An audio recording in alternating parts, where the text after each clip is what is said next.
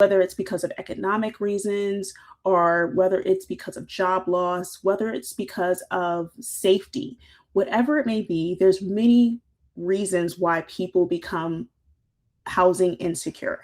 And that's why we want to have this conversation about not just like how to prevent housing insecurity, but we want a deeper conversation about like what it looks like when housing insecurity impacts your health, whether that's your mental health, your physical health, or your financial health. So we're going to be talking about that today. So thank you to those who are jumping on here live.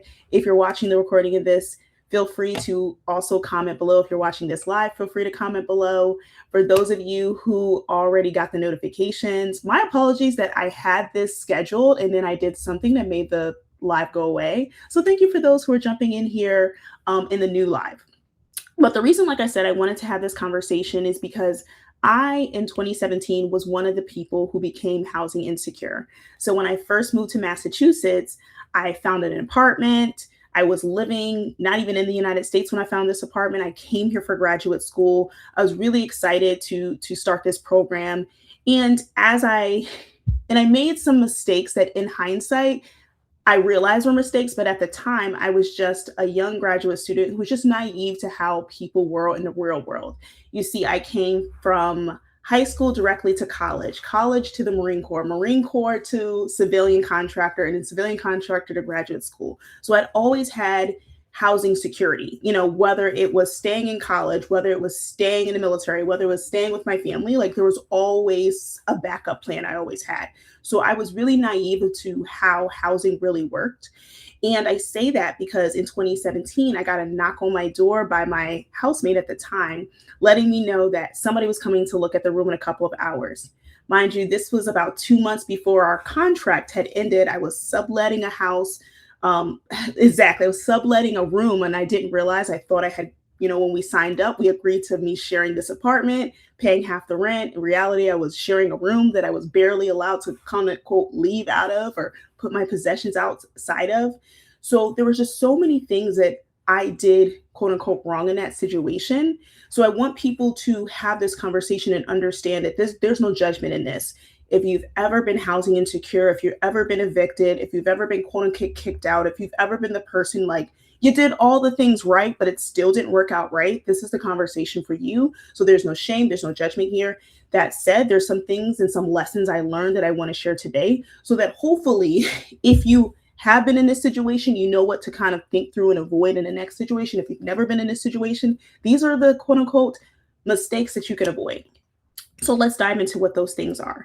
So first and foremost, one of the first things that I really encourage people to do in this economic situation, it can seem so difficult. So you may be like, Tamisha, tell me this, and I'm about to roll my eyes at you, but really having some emergency savings, and I say some, you ain't got to have a lot. I'm not telling you to have 6 months of emergency savings because guess what? Who got time for that? And who got the money for that?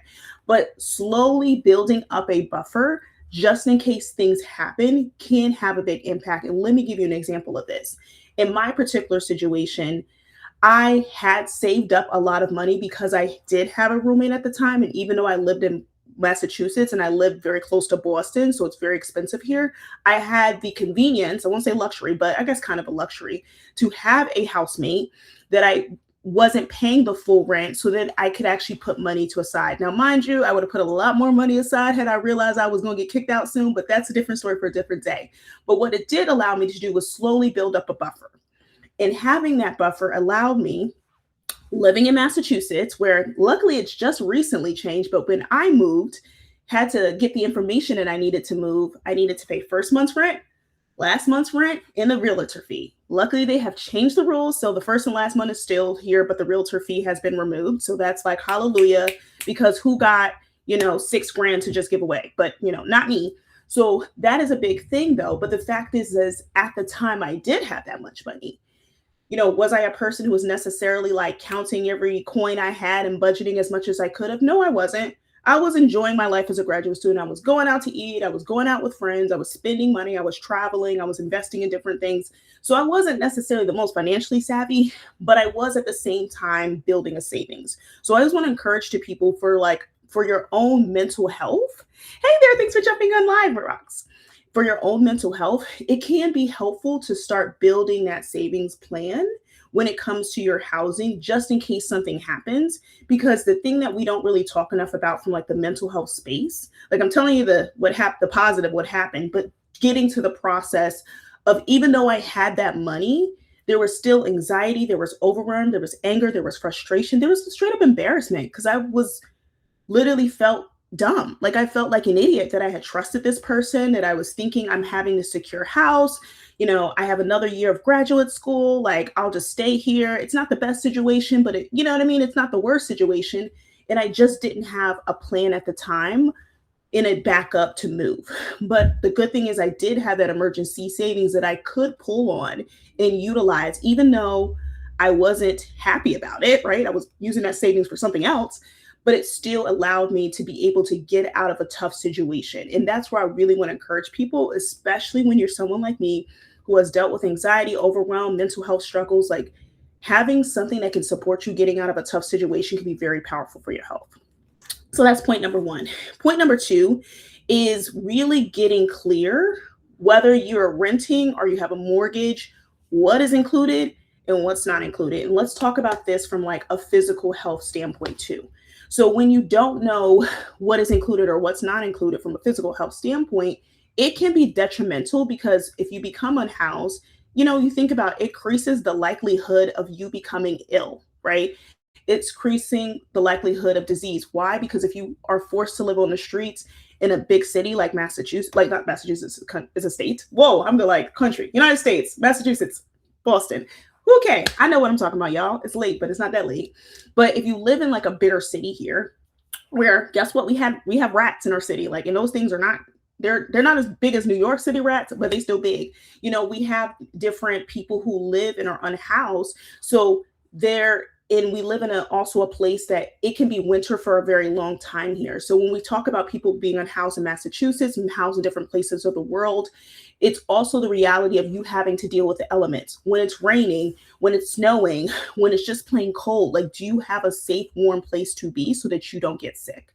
So when we think about what's included in our housing from like a renter standpoint or a mortgage standpoint, you also want to make sure like, is the place that I'm going to have, is it going to be insulated? Is there asbestos? Especially if you live in older buildings, that's like a legit thing. There's lead in some of these buildings in Massachusetts. I didn't know this was a thing because I don't have kids, but my friends do. And a lot of places won't allow people who have families or kids specifically to rent because there's legit still lead. So like when you think about like, hey, you could be moving into a housing situation that's secure, but maybe it's not the safest situation for you and your family. So those are different things that you want to think about when you think about what's included and what's not included. Is there going to be any damage to your apartment? Like, where do you stay? I use this very, very real example of a friend of mine, and I actually have to catch up with her, is that she became housing insecure because she had a condo. She has a condo, has a condo, 2 units above her condo flooded, which flooded into her apartment, destroyed it. And then they have to completely gut her entire place. And this is something that has been a months long process. Like I checked in with her about a month ago about this situation and they still hadn't rectified it. And mind you, this situation happened during the summer and she was not even at her apartment during this time. She was like visiting her mom. And luckily she had a great relationship with her neighbors and her neighbor was like, hey, I think your apartment's leaking. Her neighbor, they had a great relationship. She had a key. That's why it's kind of good if you do have neighbors, like try to talk to them because you never know what can happen. And her neighbor was able to go in there and be like, hey, the neighbor above you is leaking and that's what's going on.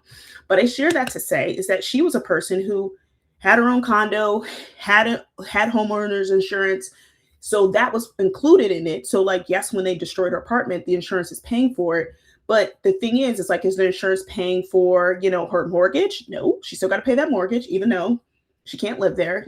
She still has to move all her stuff out, even though she's not living there. She still has to sit there and go back and forth to work now further away because she's not being able to stay at the condo, which she's paying for. So I say all this to say that can add the anxiety, that can add the overwhelm, but it can also add the physical health problems. Like she's in a place where she has an alternate place to stay, but could you imagine being in a place where your place is literally destroyed and you have to stay there because there's no alternate, there's no other place that you can go or stay. So that's when we think about understanding what's included, what's not included. in your rent, in your mortgage, to ensure that you are getting the physical health benefits of living where you're living. And then the third thing I wanted to touch upon is really understanding when a situation is temporary or permanent. So we look at this two situation that happened with me and my friend. Like my situation, it was a temporary issue. The permanent issue is I now live in the apartment I live in because of having to get moved out of that apartment. Her situation is, yes, this is a very long temporary situation of her not being able to live in her condo, but the permanent solution is like she will be able to move back into her condo. But there's also situations that you may be in that can impact your financial health. And we'll think about coming from this standpoint. I have a colleague, and I want to give you a positive spin so you don't think I'm just being negative. But the positive spin is like he made the decision to do a mini retirement. So what he's doing is now he's traveling around the world. He's essentially living out of his suitcase. And that is a financial decision he has made. It saves him money. He doesn't have an expensive Boston apartment anymore. He gets to do things that he wants to do. He obviously had to have a big emergency savings plan to take a mini retirement, just travel the world. But I use this as an example of housing instability can be detrimental, yes, for your physical health, for your mental health, your financial health, but it also can be part of your planning process if you know that this situation is temporary. It's temporary that he's doing this touring around the world. He's not going to do this forever. Some people do, but he's not choosing to do that. But he is having a plan, in the process of like, okay, how much wiggle room do you have in your budget to be able to do this? How are you going to take care of your physical health, your mental health as you're making these travel, you're touring around, you're going to places that you may, be used to, you're not be used to. And I'm just sharing this third example because I just want people to understand like having an unstable housing situation isn't always a negative. It can be part of your planning, your process if you plan ahead. So that's what I wanted to share today. I don't know. This one is one that came to my heart because I just thought about, when we think about housing insecurity, there can be so many different emotions that come up with this one. But the key thing I just want us to understand, like, how can we ensure that through this process, we're not just thinking about this as solely something that impacts, our financial health, but it can be something that impacts our mental health, something that impacts our physical health. So how can we ensure that we put ourselves into a situation or places that can be supportive of us? And if you do have any questions, like I'm not the pro on all of this, but I do, have my own lived experience. So I'm happy to talk about this, share with this if you have any thoughts or comments. But thanks so much for joining us today. This was part 2 of our 3-part series on the health impacts of neighborhoods and built environments. So we're trying to look in different ways that our neighborhoods and our built environments support our health or actually detrimental to our health. So I wanted to talk about housing security because this is something that, impacts so many of us. Like I shared the statistic of 53% of women in the past year, faced eviction. So when you think about that number, that's just increasingly shows you like how detrimental this can be to so many of us. Doesn't mean that 50% were evicted, they just faced eviction. Sometimes there's different solutions, resources that can prevent that from happening, but there's also obviously a certain number of those people who truly were evicted and then they had to figure out, what do I do now? So that's what I want to share with y'all today. Thanks so much for joining us at the EBWH community. We will be back next week with part 3. We rotate these between our letters and our videos. So next week will be a letter. So we'll dive more into our neighborhoods and built environment series. If there's any other series topics y'all are interested in doing, just let us know and we'll feel free to write letters, to do these videos, because we're here to support you. Thanks so much for watching live and those for catching the recording.